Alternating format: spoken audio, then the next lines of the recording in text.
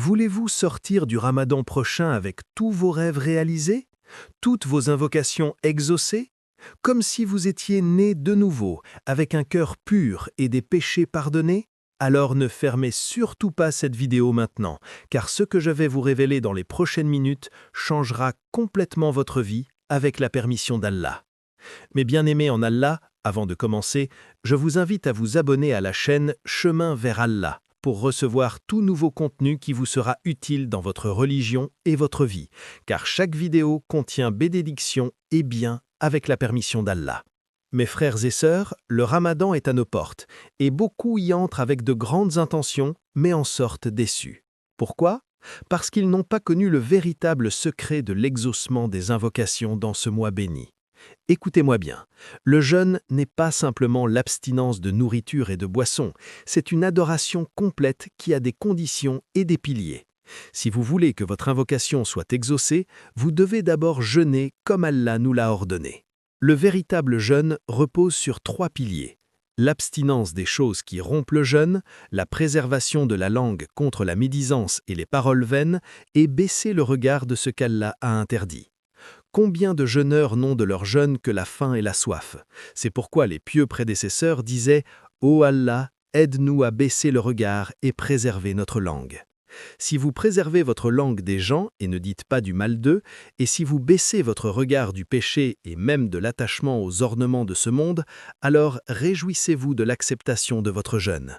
Le prophète, que la paix et les bénédictions soient sur lui, dit « Celui qui jeûne le Ramadan avec foi et espoir de récompense, ses péchés antérieurs seront pardonnés. » Le deuxième point est de connaître les moments d'exaucement des invocations pendant le Ramadan.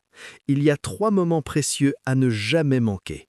Le premier, pendant le jeûne et surtout juste avant la rupture. Le prophète dit « 3 personnes dont l'invocation n'est pas rejetée, parmi eux le jeûneur jusqu'à ce qu'il rompe son jeûne. » Alors, quand l'heure du Maghreb approche, ne vous occupez pas seulement de préparer la nourriture, mais asseyez-vous, levez vos mains et invoquez Allah pour ce que vous voulez, car c'est un moment où l'invocation n'est pas rejetée avec la permission d'Allah.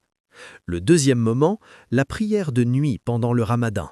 Je parle ici de la véritable prière de nuit, pas seulement les tarawih. Après avoir terminé les tarawih, priez 2 unités ou plus, seul dans le cœur de la nuit, puis levez vos mains et invoquez Allah avec humilité. Le prophète dit « Celui qui prie pendant le Ramadan avec foi et espoir de récompense, ses péchés antérieurs seront pardonnés. » Le troisième moment, le plus important, la nuit du destin dans les 10 derniers jours du Ramadan. Cette nuit vaut mieux que 1000 mois. Et celui qui la passe en prière avec foi et espoir de récompense, ses péchés antérieurs seront pardonnés. Si vous ne pouvez pas prier tous les 10 derniers jours, concentrez-vous sur les nuits impaires, la 21e, la 23e, la 27e et la 29e. Pendant ces nuits, levez vos mains et invoquez Allah pour tout ce que vous souhaitez. Maintenant, laissez-moi vous apprendre comment invoquer. Commencez votre invocation par la louange d'Allah. Ô Seigneur, ô toi le majestueux et le généreux, ô toi le plus miséricordieux, ô toi le plus généreux. Puis priez sur le prophète. Ô Allah, prie sur notre maître Mohammed et sur sa famille et ses compagnons. Ensuite, invoquez Allah avec les invocations globales. Ô Allah, je te demande tout le bien immédiat et futur, ce que j'en connais et ce que je n'en connais pas, et je cherche refuge auprès de toi contre tout mal immédiat et futur, ce que j'en connais et ce que je n'en connais pas. Puis mémorisez cette grande invocation. Il n'y a de divinité que toi, gloire à toi, j'étais parmi les injustes. Par ta miséricorde, je cherche secours, et de ton châtiment je cherche protection. Ô secoureur de ceux qui cherchent secours. C'est l'invocation de Younous dans le ventre de la baleine, et aucune personne affligée ne l'a invoquée sans qu'Allah ne dissipe son affliction. Dans les 10 derniers jours, écrivez sur papier tout ce que vous souhaitez en détail. Voulez-vous réussir dans vos études? Demandez à Allah les meilleures notes. Voulez-vous vous marier? Demandez à Allah une épouse vertueuse ou un époux vertueux et mentionnez les qualités que vous souhaitez. Voulez-vous un travail? Précisez ce que vous voulez et demandez à Allah sincèrement. Allah aime que vous lui demandiez tout, des plus petites choses aux plus grandes, du sel de votre nourriture au plus haut paradis. Et si vous voulez que votre invocation soit exaucée, faites couler vos larmes. Un homme qui a mentionné Allah en privé et ses yeux se sont débordés de larmes, celui-ci sera parmi ceux qu'Allah ombrera de son ombre le jour où il n'y aura d'ombre que celle.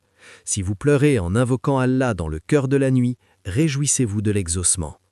Après avoir terminé votre invocation, concluez par la prière sur le prophète, puis récitez la sourate Al-Fatiha, car elle est la clé de l'exaucement avec la permission d'Allah.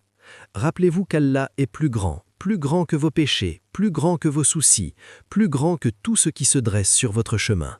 La miséricorde d'Allah est plus vaste que vos manquements, et son pardon est plus grand que vos fautes.